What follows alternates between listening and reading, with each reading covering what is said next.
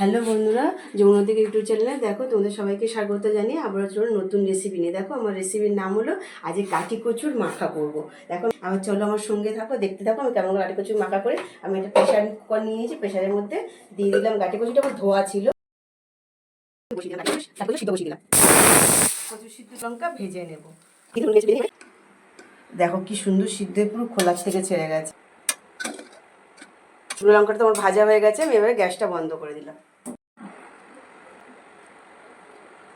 এখানে সব কিছু তো আমি সব কিছু সাজিয়ে নিয়েছি গাঁটি কচুরা মাখা করব বলে। দেখো শুকনো লঙ্কা ভাজা, কাঁচা সর্ষের তেল আর নুন, আর কিছু।